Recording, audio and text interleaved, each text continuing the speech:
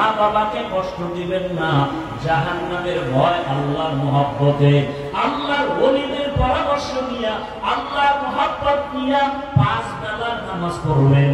স্কুলে পড়েন, কলেজে পড়েন, চাকরি করেন, ব্যবসা করেন, বাধা নাই, তবে অনুরোধ আল্লাহর মহব্বত নিয়ে চলবেন। আপনার মতো জেনারেল লাইনে বহু আল্লাহর বান্দা 5 ওয়াক্ত নামাজি, স্কুলে কলেজে পড়িয়াও নামাজ পড়ে নাই, আছে? আর কোন ওয়াজের দরকার নাই।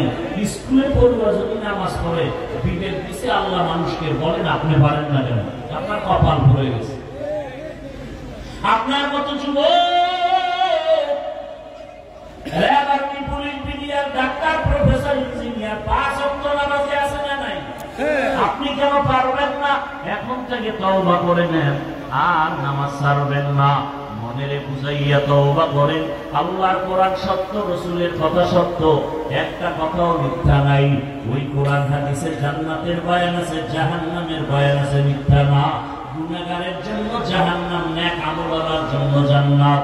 অতএব এখন থেকে মনে মনে তওবা করেন, আল্লাহকে বলেন, হে আল্লাহ, জীবনে কত নফসের ধোঁকায় গুনাহের দিকে দৌড়াইয়া নামাজ ছাড়লাম, দাড়ি কাটলাম, বেপরদায় চললাম। আজকে থেকে আর নামাজ ছাড়বো না, দাড়ি কাটবো না, বেপরদায় চলবো না।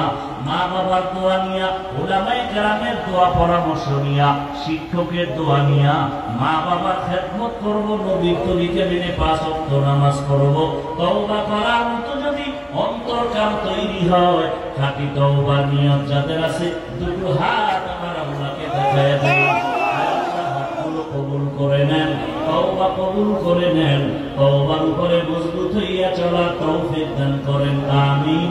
আলহামদুলিল্লাহি রাব্বিল আলামিন, والصلاة والسلام على سيد الأنبياء والمرسلين وعلى آله وأصحابه أجمعين. يا أرحم الراحمين، يا أرحم الراحمين.